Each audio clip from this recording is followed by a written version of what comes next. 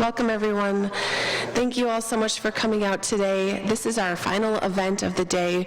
We wanted to make it a good one, so thank you so much for joining us. We are delighted to have with us Dr. Chanda Prescod Weinstein, author of The Disordered Cosmos, A Journey into Dark Matter, Spacetime, and Dreams Deferred. The Disordered Cosmos won a 2021 Los Angeles Times Book Prize, a 2022 Penn Oakland Josephine Miles Literary Award, and the 2022 Phi Beta Kappa Award for Science.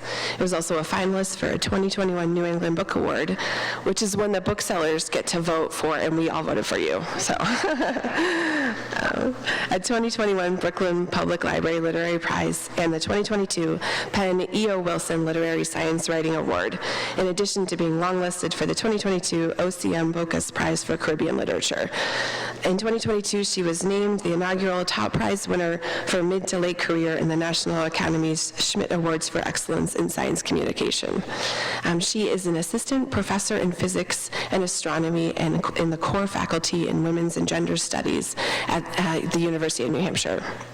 She's also a columnist for the New Scientist and Physics World. Her research in theoretical physics focuses on cosmology, neutron stars, and dark matter. She also does research in Black feminist science, technology, and society studies. So she's busy. Dr. Prescod Weinstein will be in conversation with Dr. Fran Johnson, who's a physics instructor at LitfestExeter Academy. We're going to start with the two of them, and then we'll open it up for questions from the audience. As ever, please silence your cell phones, and the book will be for sale after, and Chanda will be happy to sign, I'm sure. So please join me in welcoming both Dr. Johnson and Dr. Prescod Weinstein to Exeter LitFest.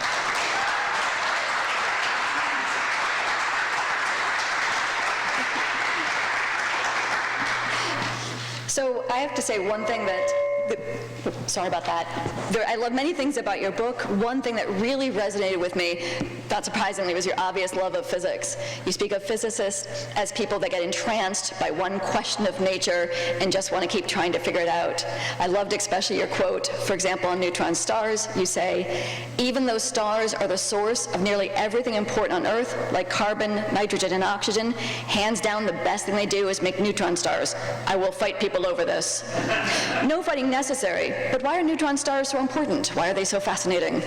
So I guess I will start by saying that this is actually a running argument that I have with Dr. Joey Nielsen, who is a black hole scientist, and we were postdocs together at MIT. So this is actually we have a back and forth about whether black holes or neutron stars are better. I think there are merits to both sides. I will just say there are merits to both sides. Neutron stars are what happen when stars that are just a little bit more massive than our sun come to the end of their lives. And so the first thing that happens is there's a supernova, and essentially the core of the star collapses and becomes very dense. This is as dense as anything in the universe can get without actually turning into a black hole. So this is kind of like the edge of what matter can do before it completely warps space-time. They are incredible nuclear laboratories, and so actually we still don't understand exactly what the interior of a neutron star is like, because they require understanding things about nuclear physics, where we can't really replicate those conditions in the lab. And so part of what's exciting about neutron stars for me is that they are actually just like these giant nuclear laboratories, and in some sense like the most peaceful nuclear laboratory you can get as well. People tend to have really negative associations with nuclear physics, and I think for good reason, actually, right?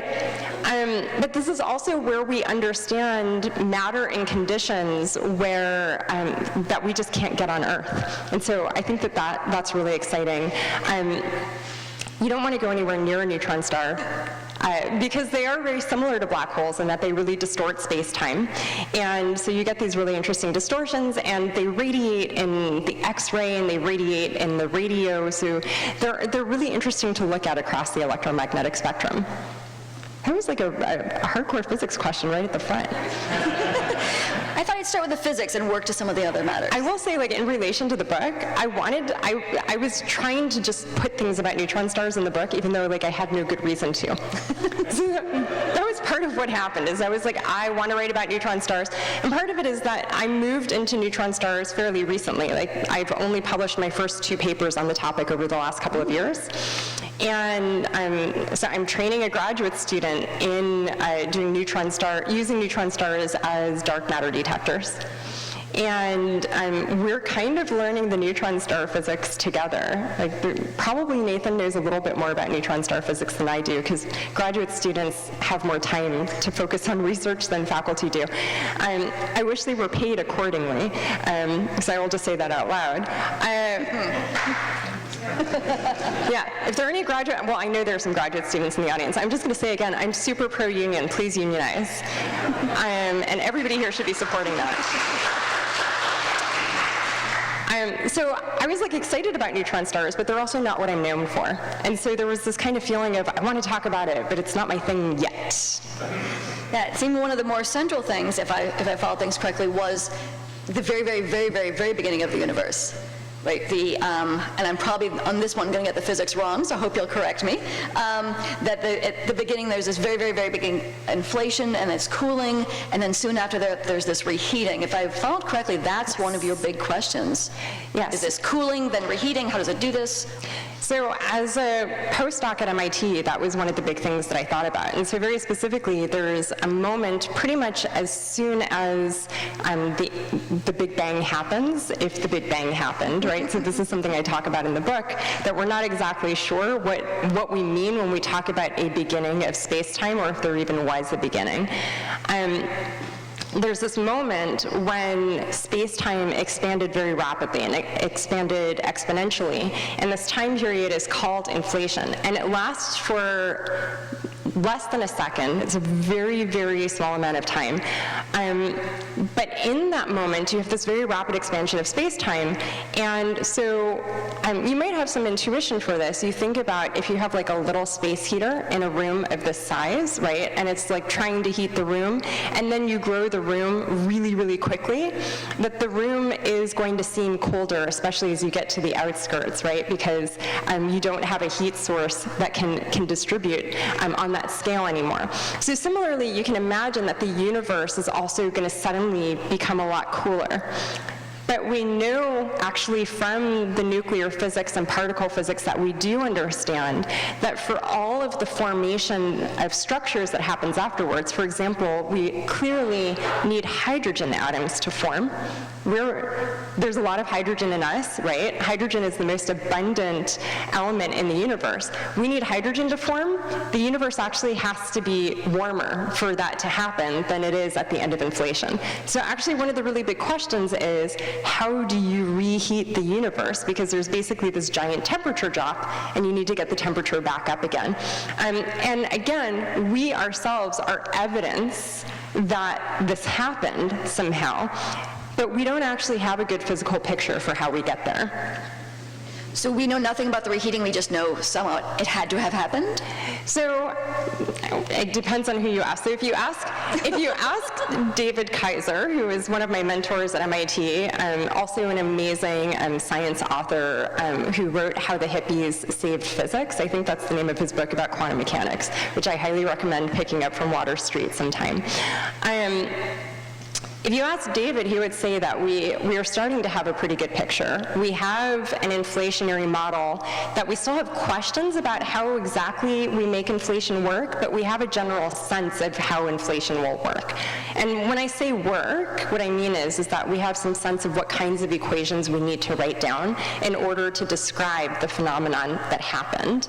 And so the work that we did together was thinking about scenarios where the remnants of the particle that drives inflation, which is helpfully called the inflaton, where the remnants of that give energy to other types of matter in the universe and lead to particle production and the universe heating up. So another thing you talk a lot about in your book, both, and for me I have questions in some ways both about the physics, but it's also something that leads into some other kinds of conversations is, of course, dark matter. That, first of all, this thing that may not even be real, it seems to be named for the people who can't see it. So that's one thing I want. So that's one thing I want help on. So to what degree is it real or not?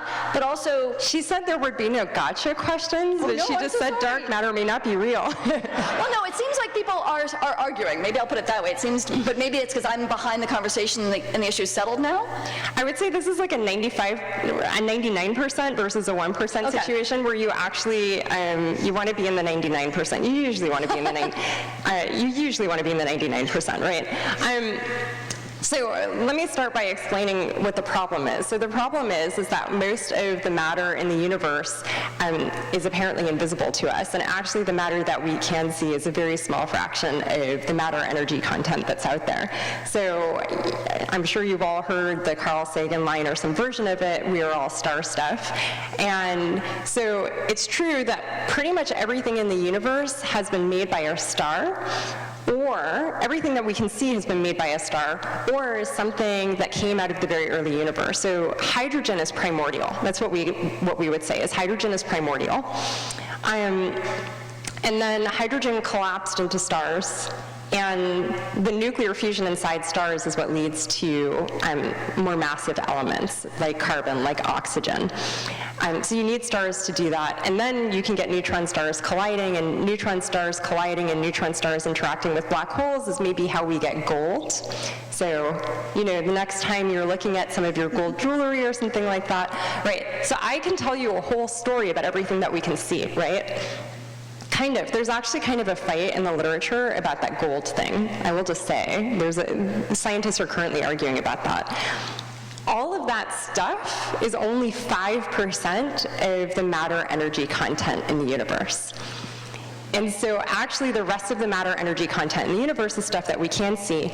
Most of it gets swept under a rug that we call dark energy, which is what I wrote my dissertation about. And then the rest of it is something that we call dark matter. And essentially the problem is when you look at how stars are orbiting their galactic centers, the stars are moving as if there's more matter in the galaxy than is visible to us. And so that suggests that there's a bunch of matter in the galaxies that is just completely invisible. It's not interacting with light. And for historical reasons, it's called dark matter. There is a fringe community out there that thinks the real problem is that our theory of gravity is wrong. And it's not that there is extra matter in the galaxies, it's just that we are interpreting our data through the wrong theory of gravity. And I will really say this is, I guess that I'm hesitant, I usually am hesitant to use the word fringe because I have colleagues who I like and respect who work on it, and we have yet to detect dark matter directly in the lab. And so I am very much a scientist who thinks that all ideas should be considered until we have some empirical evidence that pushes us in a particular direction. It is the case that it's harder to make a modified gravity theory, as these changes to gravity are called. It's harder to make something like that work. All of the data points in a pretty clear direction toward a particle solution, where dark matter is a new type of particle that we have never seen before. I will say that recently in the press, and I don't know if you've been picking up on this, or maybe some of your students have been picking up on this, recently in the press, there has been one person in particular, but I'll be generous and say a couple of people who have pushed the idea that because we haven't detected dark matter in the laboratory, that modified gravity is a more feasible theory. I actually think this is a really silly logic because there's no cosmic rule that says that the universe should be understandable on the time scale of a human lifetime. Like, there's no cosmic rule, as far as we know anyway. We are not the center of the universe. There is no center. But we are not the center of the universe. And so I actually think that you're kind of, well, not you, but someone is projecting a human face onto the cosmos when they start arguing that dark matter can't be real because we haven't touched it yet. Because there's really no rule that says that I spend my life working on dark matter mostly, and the first direct detection could happen the day after I die. I know that. I go into work every day knowing that. You've also suggested that dark matter itself is perhaps not the best term for it. You suggest a few others. I probably am not going to quote you correctly here, so do jump in and correct me, but maybe unseeable matter or non-luminous ether? Yeah, so, yeah. And some of it seemed to be, first of all, it may not be a good description in terms of, it may be a misleading physics term, but it seemed that some of it was also, people seem to be using it, and unfortunate analogies may be the best way to put it, that claiming, for example, black physicists or black science fiction authors are like dark matter, when in there the problem is that those of us doing the looking are the ones at fault, perhaps. Right. So I think I've already somewhat made the case to the audience that it should be called invisible matter or transparent matter, or it has at points been called by other people non-luminous matter, right? Because what I said is that light doesn't seem to interact with it. Light goes through it, right? So when you think about something with a color, like I'm wearing black pants, you know that when it's really hot outside, that wearing black is a personal decision. That's maybe not the best personal decision, right? Because you're going to overheat. Dark matter is not like that, where it is absorbing light. And so this is a really key thing. The one exception is there's some possibility that dark matter is actually composed of black holes, and in that scenario, I think that that's the one where I would say, yes, it's actually absorbing light, right? But I guess I will say I have banked my work on the idea that it's not black holes and that it's some kind of particle, right? As I started to work on dark matter, around the time I started working on dark matter when I was a postdoc at MIT, a white physicist published an op-ed in the Boston Globe. It was the Boston Globe, right? Yeah, I'm looking at my husband to check. It was in the Boston Globe, where she compared black people to dark matter, and she compared people of color to dark matter. And I had never heard this analogy before, but my brain melted a little bit. I wrote several angry posts both on Twitter and Facebook about this, partly because it was Lisa Randall, and she's quite well known. She's a well-known popular science author, and I just thought, what does being black have to do with dark matter, other than people connecting the word dark to black people, to people of color? In fairness to Lisa, what she was doing was quoting an artist, a black artist that she had met, and kind of running with it. And I think at the time that this op-ed came out, it was part of the publicity for her book, How Dark Matter Killed the Dinosaurs. I think that's the title of it. So there was really this kind of public discussion of, black people are like dark matter because black people are invisible, people of color are invisible, and I really objected to it. So this was around 2015, 2016, and Black Lives Matter as a movement had taken off, and we were finally starting to have not just public conversations in a way that hadn't happened before about anti-black police violence, and more broadly, anti-people of color police violence. I grew up in a Mexican-American neighborhood, and we just knew that the cops were not there to help. The cops were there to harass and arrest people, and sometimes shoot people. That was something a reality that was just my norm, if that's who the cops are in our community. But we were also, in the black community, starting to have more open conversations about colorism. And I think that this is a piece that actually gets lost in the discussions about Black Lives Matter when it goes outside of the black community, and I think even sometimes within the black community, that your skin color matters. It matters whether people see you as being closer to white. I'm putting that in air quotes because, what does that even mean scientifically, right? And you can't always read off someone's body, what their heritage, what their background is, and what their family has been through. But what does happen is that people who are lighter skinned, like me, get treated better than people who are darker skinned than me. So that was the context in which I was responding to this particular idea, which is that actually when we talk about police violence, Black people are often hyper-visible rather than invisible. Black people are proactively being ignored, right? But that's not what's happening to dark matter. So really, when we use this analogy, it misinforms people who understand the science of dark matter about the Black experience. And this was something that I was realizing, that these white scientists who were using these kinds of analogies in their work and thinking that they were being good anti-racist soldiers, just didn't understand the Black experience, right? And we're running with something that didn't frame things properly for them.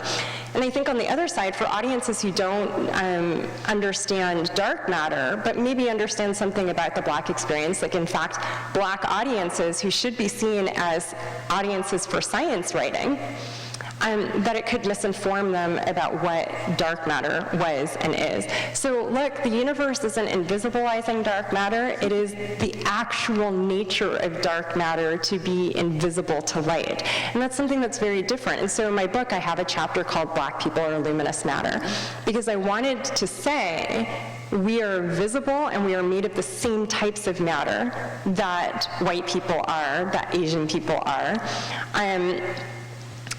And I think that this was an important message, in part because sometimes the excuses we hear in these shootings is like, oh, well, I thought the cell phone was a gun. And this goes back to the magical Negro trope, which is Black people are shapeshifters who can do magical things. And Black people are not human. Black people are superhuman. Black people don't feel pain in the same way that white people do. And we know that medical students still believe this in large enough numbers that it gets picked up in studies when you ask this question. Medical students of today, not 100 years ago. And so it seems like a very simple thing, but there's a lot to unpack there about what that means, and what's not being said, and what message is being sent when we kind of thoughtlessly mine science for social analogies without an attentiveness to who your audience is. I know I've been talking about this for a bit, but I want to add one other thing, which is that I then learned, and that made actually the writing of the chapter hard, that this analogy had gotten into circulation actually from people doing African American studies. And so there was also this element of now writing a book that I know is going to be read by very diverse audiences, where I actually had to critique Black thinkers and Black scholars and say that I think you got it wrong. And part of the reason that it has been gotten wrong is because nobody has bothered to ask a Black physicist about it. What is a Black physicist thing? And so having to say, we are not just science fiction. Shuri is a very interesting character in Wakanda and in Black Panther, but there are real Black scientists out in the world. Talk to us, right? I'm trying to decide which direction to go here. This was so fascinating. I want to follow up on that. Well, maybe I'll jump to this one. So it seems, many of us who teach science, we kind of teach this very idealized view of science. It's very, very objective, which you referred to at one point as a mythological concept. And certainly the scientific enterprise is carried out by scientists who are therefore necessarily imperfect humans. And you state at one point you have, I'll just use your quotes rather than try to paraphrase. With the perspective of someone who wasn't keen on being an insider, I was able to see structures that were invisible to people that were. I would love if you would expand on that for us. Yeah, so I think that quote comes from a section where I'm talking about Alice Walker's In Search of Our Mother's Gardens. And Alice Walker talks about the place of the outsider and the ability of the outsider to see things that are less obvious and less manifest to someone who is an insider to a community. And I think part of the power of reading that part from Alice Walker was realizing, because, we all want to feel like we belong somewhere, right? And choosing physics is a very hard choice for someone who is articulated visibly as an outsider, and sometimes not visibly as an outsider. I was an undergraduate at Harvard, and I was surrounded by kids who went to Exeter and Harvard Westlake, and those were the kids who stuck with physics as a concentration. And it was made clear to me very early on that I wasn't supposed to be in the room, that the classes weren't designed for me, that the professors kind of didn't think I should be there, that like I was never going to last in the field. I remember at my 10-year reunion, which was actually almost exactly 10 years ago, one of my classmates came up to me and said, "So what do you do?" And I said, "Well, I'm a named fellow in the physics department at the Center for Theoretical Physics at MIT.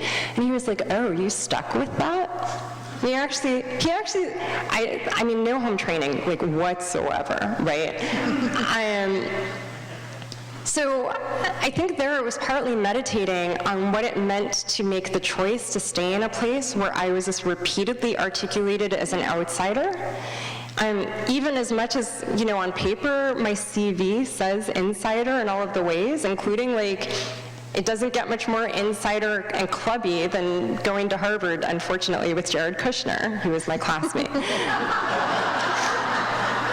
There's like a lot of shame for class of 03. We got Matt Iglesias, Holden Karnofsky, it's a whole crew. Ben Wickler and I are doing our best to provide a counterbalance, that's what I will say. And for those of you who don't know who Ben is, he's the head of the Wisconsin Dems. They have important things coming up. So I will just encourage people to donate to the Wisconsin Democrats if you're a party-oriented person. It's hard to make that choice, and I think what Alice Walker gave me with that line was seeing the power that it gave me to be in the room as someone who experienced the room as an outsider, who experienced the room as being articulated as an outsider. And I think that this is an important distinction to make. I am an insider in a whole bunch of ways. Like I sit on a National Academies Committee. I'm gearing up for spending 2 days of them just taking over my life next week. I'm Jewish. I sit on the National Governing Board of Reconstructing Judaism, which is the 4th largest Jewish movement in the United States. There are a bunch of ways in which I hold insider status.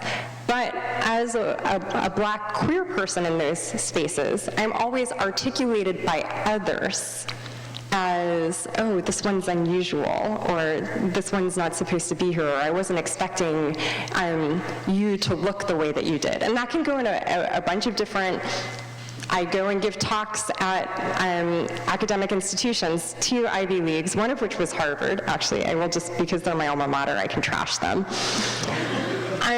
Where I was given a Hebrew test by a professor who didn't believe that I was really Jewish. And he had apparently forgotten that he was one of my instructors in college. If I'm feeling cheeky later, maybe if someone wants to ask, I can name him. People will recognize the name, I will say. But the point is not the question of whether you are objectively in or out, but whether people allow you to see yourself that way. And if people aren't going to allow you to see yourself that way, does that mean that you have no power in the situation? And the answer is no, because as an outsider, you can see everything that is fucked up, basically, and can hold a mirror to people in a way that people often can't hold it for themselves. I admit my next question's a little self-indulgent. I'm not just the neutron star one too, because I'm not just a science person, I'm a teacher. And so these days my biggest concern is when I look at the students in my room, I want all of them to have the right to fall in love with science and follow science. As you say often, they all have the right to the night sky. That comes up, I found again and again in here. You seem to have fallen in love with physics, specifically in a very young age, right? 10 years old, you're going to a documentary, was it, on Stephen Hawking?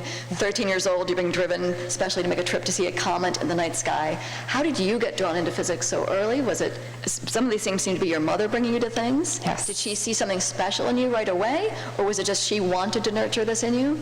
What helped, actually I'm going to make this question more expansive. What helped you both fall in love with physics and stay with it for so long? Here you are still top of physics in some ways. So I think I benefited a lot from the fact that from a very early age, I was a good test taker. And that meant when I was in school, I was getting the feedback that I was smart and that I was capable and that I was going places. And I think a lot about the one experience I had where I wasn't getting that feedback and how quickly I disengaged from school. I a couple of times went to school in London, in England, during my primary school years, and the racism there was visceral. I went to magnet schools in Los Angeles that were basically the product of a federal desegregation mandate. And so we were in these very diverse environments where people were mixing by design.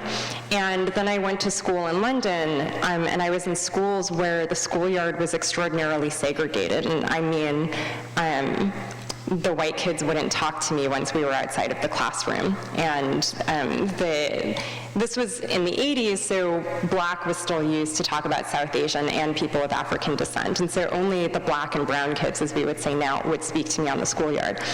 My teacher was constantly threatening to put me on report for doing things like asking to go to the bathroom. And I hated school. I didn't want to go to school, right? And so I think a lot about me being given the opportunity to enjoy what was happening at school because I was told that it was for me and that I was for it. And what happens to the students who don't get that messaging, right? So I want to say that gave me an opening that isn't available to everybody. And definitely in hindsight, I can look back and see that, like, I got away with things at school that I probably would have gotten punished more harshly if I had been darker skinned, right? And so there are a whole array of things that have to be named that sets the stage for me having the opportunity to, first of all, get engaged and then stay engaged with confidence. So the big thing is that I loved doing math.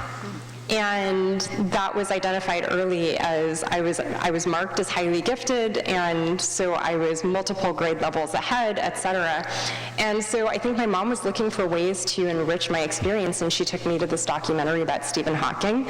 And halfway through, he was talking about how he used math to try and describe things that Einstein hadn't worked out. And as a working class kid, I knew I had to have a career of some kind. And up until that point, I think my main thing is I wanted to be a lawyer. I thought lawyers were really cool, really smart. But then I was like, I didn't even know you could get paid to do math during the day. Like, once I left school, like, that was a thing that you could keep doing. And I was like, if I'm gonna have to have a job, why wouldn't I have the job where I just do math all day? And I think that was a really big piece of it. I do talk in the book about the key role that my mom played, and I want to say, just for any of the parents in the room, my mom's deeply uncomfortable doing even basic arithmetic without a calculator. So you can be an extraordinarily supportive parent, whether or not you feel like the thing is your wheelhouse. I think that this is really important. Towards the end of my first semester at Harvard, I called my mom and I was like, I'm clearly not going to make it as a physicist. So I think I'm going to switch to anthropology because that seems easier. So we could have a whole long conversation about academic hierarchies and what I was being told about the relative difficulties of different disciplines, right? At that point, my mom did some like heavy-duty like Caribbean parenting. I think there's no other way to describe this. And she was like, I did not work a second job in the evening so that you could stay in your magnet school that had a 3-hour round-trip commute every day just so you could quit on your dream. Okay, so I don't know about guilt. I'm not a parent. I don't know about guilt tripping as like a parenting technique. But I will say that knowing my mom now and being an adult, I think that was probably a very terrifying moment for her. because I was in an environment where she could not protect me, and she could see some of the things that were happening to me. And that was the thing that she knew how to do, which was to say, this is a dream. I think in a way she was saying, this is a dream that the family has entitled you to. And so you have to pursue it because the family worked for you to do it. So I don't think it was so much do something you don't want to do as we open that door for you. You have to walk through it. Thank you so much. So I want to also make some time for questions from out in the audience. Are they going to use my microphone then? Excellent. It's still on. Anybody? Oh, no, I'm going to go right back there, and then I'll come to you.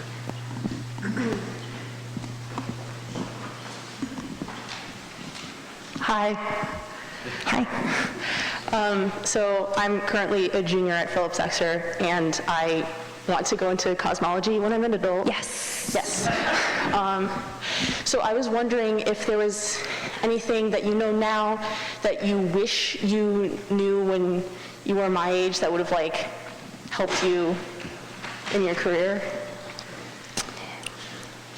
Yes, I think that there are a couple of things. Actually, I'm going to quote an Exeter alum as part of my answer. So Peter Agnesi, who's an associate professor of physics at University of Texas, who's also, I think, class of '99 at Exeter, he once made a comment to me. He's a particle experimentalist, and he once made a comment to me that even when his calculations aren't working, at least he can be confident that the universe is doing the calculations correctly. Which is very funny, and I think really smart. So Peter, I think it would be fair to say, is someone who was identified at a young age as a genius, was basically told you can be anything that you want to be, and I really mean that capital G, international Olympiad kind of way, right? But the point, and I think this is why it's valuable to quote him in particular, is that even sometimes his calculations don't work. So genius isn't actually the key. That's where this is going, is that genius is not actually the key. Everybody gets stuck because there's no cosmic rule saying that the universe has to be easy for us. So the most important quality of a physicist is persistence. Is being someone who, when you get knocked down, you dust your shoulders off and you get up and you get back up again and you pursue that problem. Some people are going to be faster. There are things that I'm faster at than other people, and then there are a bunch of physicists who are much faster mathematically than I am. Speed is not a measure of the quality of the work that you can do as a scientist. The measure is going to be your willingness to learn your material and spend enough time with it that you can be creative in applying it to the problems that come to you. And the universe is doing a very specific set of calculations, and they are logical, and your brain is capable of that logic. I think that's the thing that I wish I had gone into college knowing about myself, because I think I would have saved myself a lot of heartache. I spent a lot of time comparing myself to other people, including I've known Peter. He went to University of Chicago, but we met the summer after our last year. And I spent all of college being like, God, I wish I was as smart as Peter. And those kinds of thoughts were not helpful to me. What was helpful to me was to pay attention to the diligence with which he applied himself to his work, and him putting the time in to knowing stuff well enough that he could use it with confidence. I can't worry about whether he does that faster than me. I just have to worry about getting it done. So the other thing, something I say to my students all the time, I'm teaching first-year quantum mechanics right now for the graduate students. I don't care how they learn the material as long as they learn it. So if you're finding that your textbook is trash for the way that your brain works, please go to the library and read a different one. I think that, I don't know how things work at Exeter, but when we're in high school, we sometimes think, well, the way education happens is it's handed down to us. We're told what book to read, and that's the book we have to read. No, you can use any resource, especially y'all are so lucky you have the internet in a way that we didn't. Use it. Don't be limited by the information you're given. You're allowed to go out and seek other information and ways of learning. I hope that helps. If it turns out that transparent matter is composed of black holes, do you then switch from Team Neutron Star to Team Black Hole? Wow, that's like a really good question. Maybe, I mean, so let me equivocate, man, I'm gonna have to tell Joey about this, and he's not gonna let it go for a while. One of the exciting places where we are with science right now is we've detected gravitational waves directly. And gravitational waves are literally ripples in space-time, because space-time can curve. And where we see those ripples most strongly is interactions between two black holes, interactions between two neutron stars, or neutron stars and black holes. So I think that the direction that I go in is I become team binary. This is probably like, I'm like extremely anti-gender binary, right? So this is like the one place where I become pro-binary, I guess.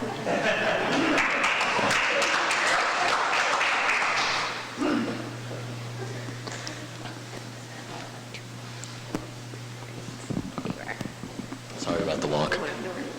How are you doing? I'm doing okay, thank you. Thank you for asking. My question was more about, I guess it's a little more philosophical, about how some of the, you've talked about your identity, how that's informed your journey through science and through physics and through academia. Is there anything that, like how much does, or well, not how much does, but is it, I just kind of wanted to know your thoughts on, science has a very positivist framework, has a very empirical, objective observer framework, which doesn't exactly, I don't know, I don't exactly vibe with it.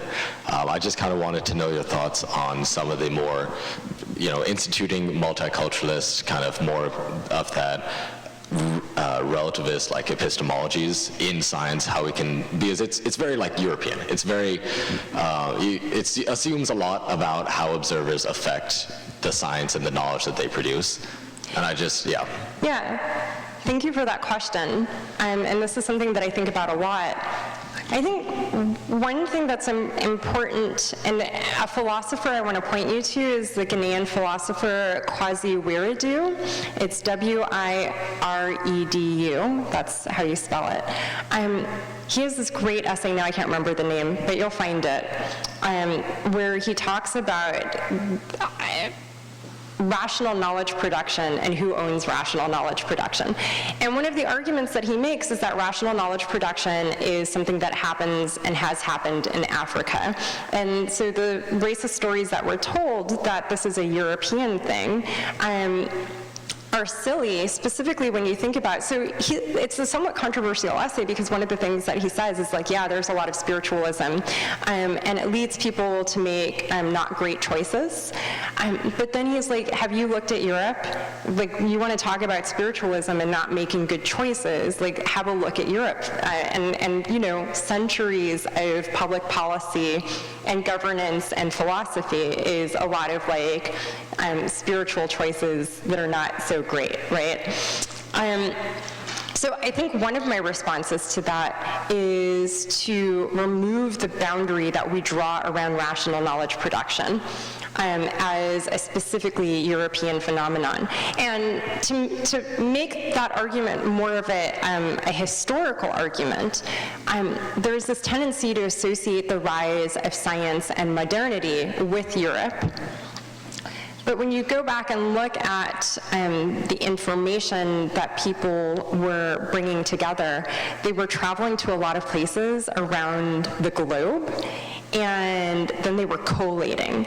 And so when you talk about the rise of science and the coalescence of science, you're really talking about what happens when one group of people gets access to everybody's information simultaneously at the end of a gun, really, and doesn't let anybody else have the same level of access to the information.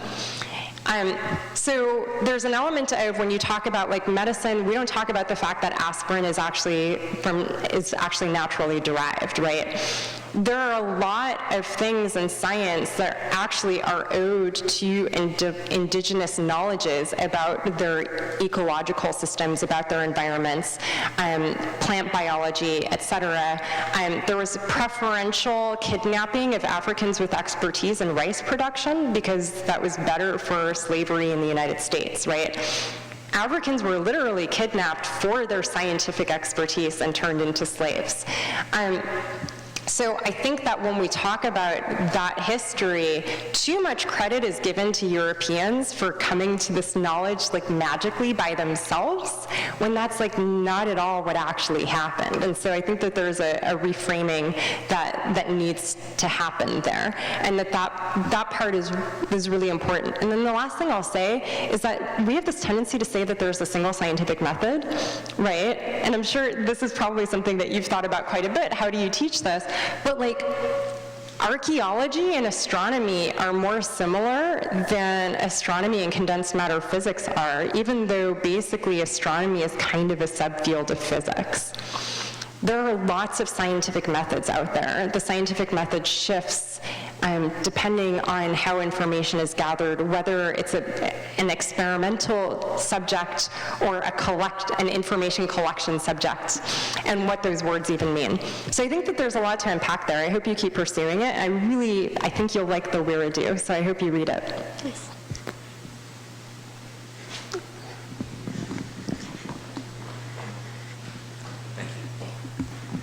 Doctor, I was reading about particle physics the other day in Scientific American. It's just fascinating stuff. And I think they were talking about like bosons, the particles that create the fundamental forces of nature. And I was wondering, I know that, I don't know if this is a science fiction idea, but they talk about a graviton, which supposedly is the particle that creates gravity, but apparently we haven't found it yet. And maybe it doesn't exist. Maybe the gravity is some kind of like quantum or multidimensional effect. I mean, I'm not a physicist, so I'm not an expert on this, but could you like speak to that? Like, are we any closer to understanding like where gravity comes from as a force? Yeah, so first of all, I will just say I actually mentioned gravitons in class this past week. I asked my students for an example of a spin-2 particle, and one person actually knew that the graviton was an example of a spin-2 particle. We don't know if gravitons are real. Gravitons, as an idea, are a product of an attempt to merge the framework of quantum field theory with the framework of general relativity, and an attempt to explain, in the context of the language of the Standard Model, how gravity works. So we have the Standard Model that explains all of the particles that we can see and describes three of the forces. So it describes electromagnetism, the weak nuclear force, and the strong nuclear force. So speaking of being an outsider, this is a situation where gravity is an outsider. And so the attempt to try and make gravity an insider to that framework means introducing a particle that mediates the force the way that there are photons are considered. So when I look at a light, I'm like, oh, there are lots of photons coming down. So there are photons in the room right now because we can see each other. We're using photons to see each other. So those are considered the mediators of the electromagnetic force. So the question is there an analogous particle that works the same way for gravity?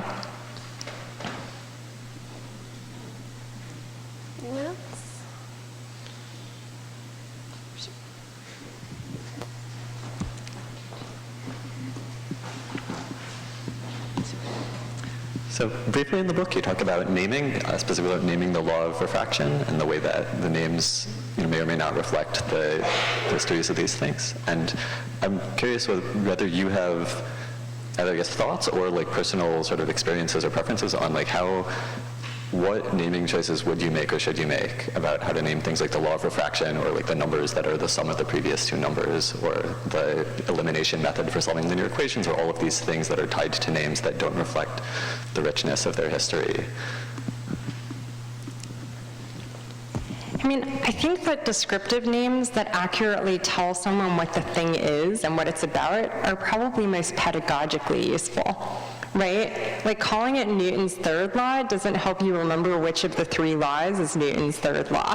Like, it just doesn't, right? So I think there are lots of different angles to think about this from, right? And some of it is going to be culturally contextualized, and so some of it depends on what your cultural values are. From the perspective, I don't know, I have an actual high school teacher on the stage, but from my perspective as an instructor, it's always easier for me when I don't have to tell my students something like, and this is something I have to do. I'm like, yeah, so this is a gauge theory. No, this has nothing to do with gauges in the, like, you know, tire pressure gauge sense. And it's basically like a vocabulary class, right? So it becomes teaching people another language. Certainly, if we're not using these cutesy names, there's an element of that goes away, because if we had something more descriptive. On the other hand, the dark matter particle that I work on is the axion. It was briefly called by somebody else the Higlet. I grew up reading A.A. Milne, so I personally think that was a big missed opportunity not to have a particle called the Higlet, right?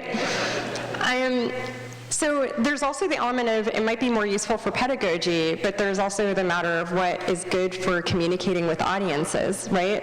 And I share that story about the Higlet a lot because it does allow the audience to connect with what I'm talking about and feel more connected. I'm not trying to say that I'm tricking you guys, but you're like, okay, I heard something about the Higlet, that's something that's memorable for me. And that might be like easier, right? So I think some of it has to do with like, what are the things that need to be balanced in context? I think the question of using names, and I'll pick an example, Schrödinger. We hear a lot of, probably everybody's heard some joke about Schrödinger's cat at some point, right? It's also been made clear that Schrödinger at best had questionable ideas about the age of the women and girls he was allowed to pay sexual attention to. And so then it becomes a question of, I started my quantum mechanics, and he's a very important figure. The most important equation in quantum mechanics is Schrödinger's equation. So at the start of the class, I said, we're going to hear a lot of names throughout this course, and I want to be clear that I'm using the names because they are the names of the tools that we need to use. I'm not telling you that this person is a great person just because I've used his name a bunch of times. I think the problem is that we have this tendency to map, if I've heard this person's name, they were an awesome person, and that's simply not true, right? So I think at the very least, we need to do that contextualization. And it can be a fraught thing to do. I guess I will just say, given the current political environment in New Hampshire, I spent a lot of time figuring out how I was going to word that so that nobody was like, oh, she's bringing politics into a physics class, right? That's like a real, like, I have to assume one of my students is recording me. And free speech and all of that, but free speech is only for one side. It's not for people like me. So.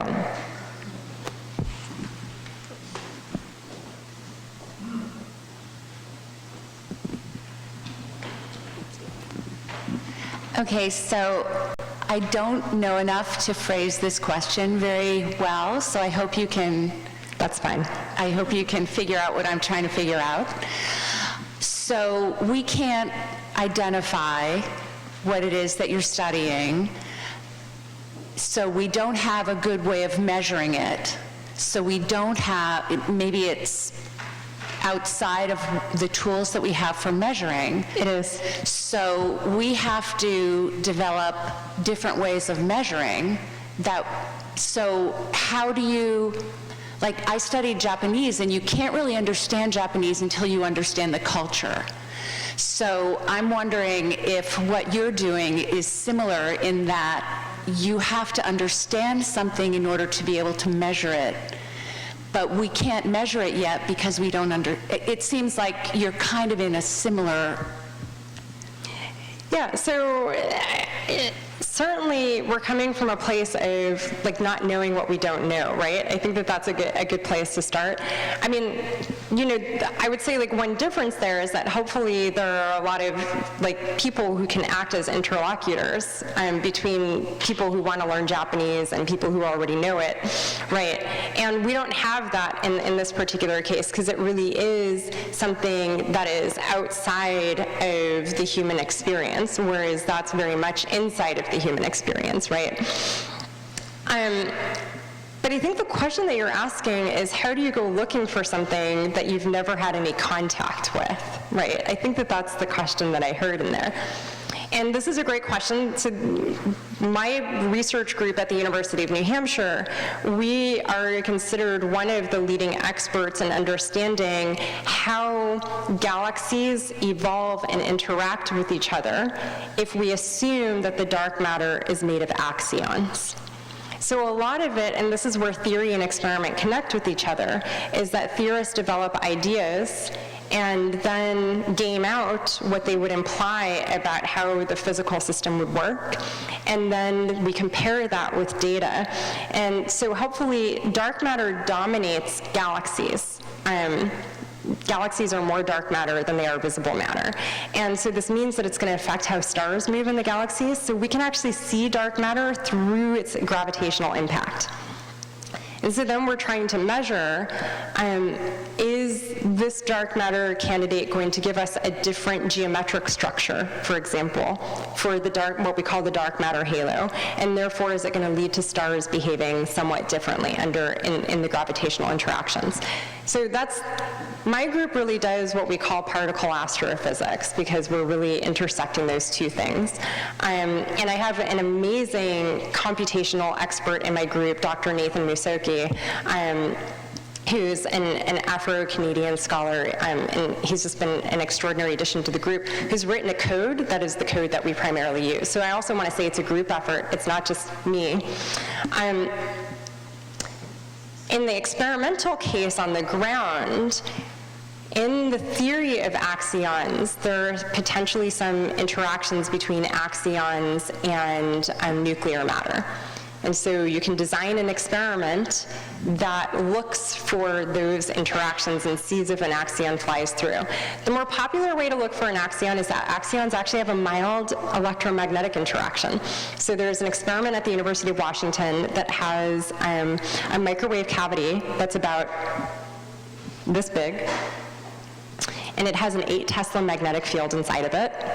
And the hope is that an axion will fly through that magnetic field and create a photon, and then our detector will see the photon, and we know that no other physics will cause this effect. And then we say, aha. And so it really is, you have to tune, though, for the right parameters. So that's actually a hard experiment, partly because we don't know what the mass of the axion would be. And so the experiment keeps having to be retuned to search for different masses. It requires an extraordinary amount of patience. And the hard thing about it is this is all publicly funded work, primarily. And people like discoveries, where you have new stuff, but a lot of the work that we do is actually discovering where new stuff isn't. And so we've had a lot of achievement with discovering where new stuff isn't. But it's actually, that's a hard thing to do. I think something that we don't do well enough as science communicators is explain that that's actually hard work and it's good, honest work. We'll do one last question. Sure.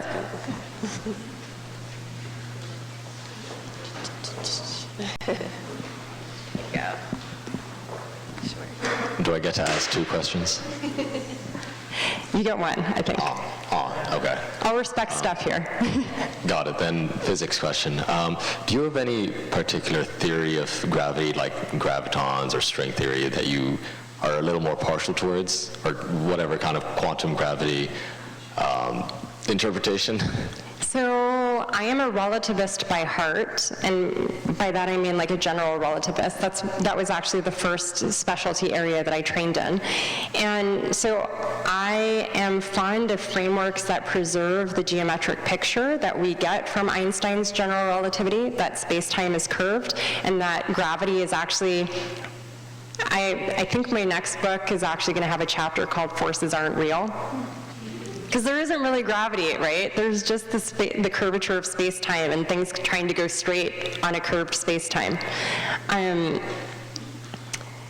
So I'm a fan of frameworks that preserve that. I trained in loop quantum gravity, which is one approach to quantum gravity that tries to preserve that, but also assumes that, that space-time is quantized at the smallest scales. I also try very hard to be an empiricist, which is the universe doesn't care about my preferences either, right?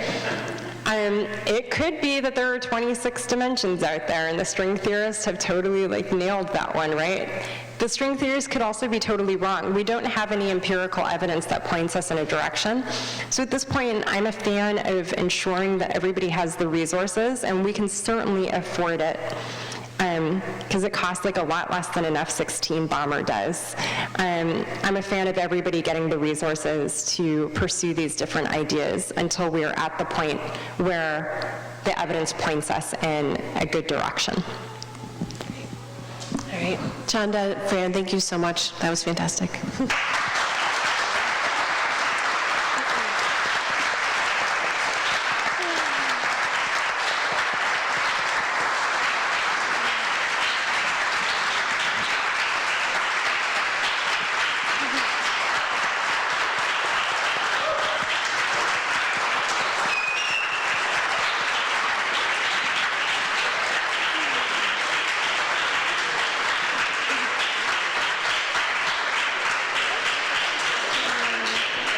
And thank you all for coming out to the 2023 Exeter LitFest. We really appreciate it. You can sign up on our website to find out about more events and also to donate if you want. Okay, thanks so much.